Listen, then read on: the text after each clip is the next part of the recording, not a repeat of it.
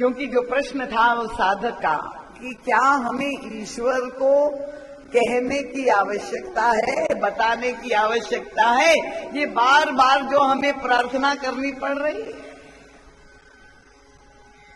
और महर्षि तो अपने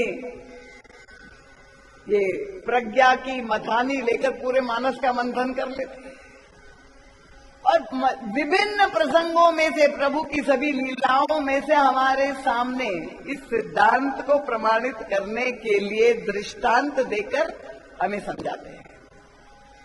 इस संदर्भ में एक बहुत सुंदर प्रसंग आता है सुंदर कांड में।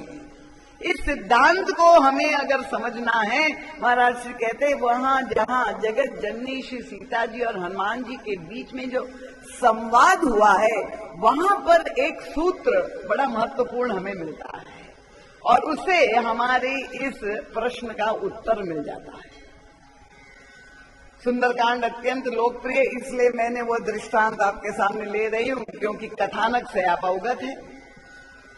श्री किशोरी जी बंदिनी है, लीला में वहां रावण के द्वारा अशोक वाटिका में उसे रखा गया है और श्री हनुमान जी महाराज को अन्वेषण करते हुए, मां की खोज करते हुए, समुद्र पार करके सारी विघ्न बाधाओं को पार करते हुए श्री हनुमान जी महाराज अंत तो गत्वा अशोक वाटिका में पहुंच जाते।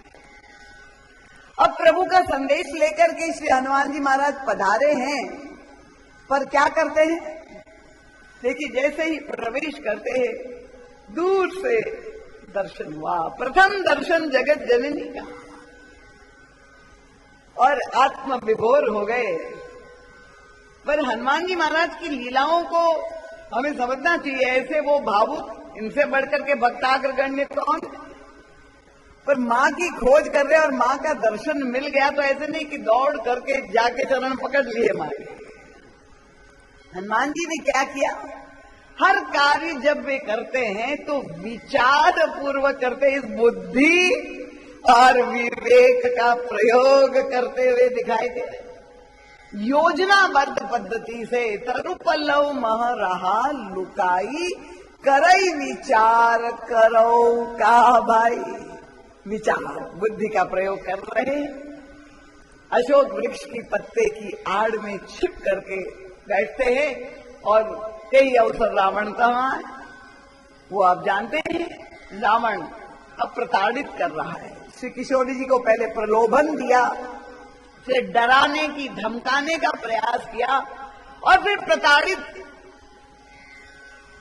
चंद्रहास भी निकाल दिया। आप कल्पना कर लीजिए वो जो सारा दृश्य है, क्योंकि अपने पास समय नहीं है। हनुमान जी महाराज ऊपर बैठे हैं, मां नीचे बैठी हुई है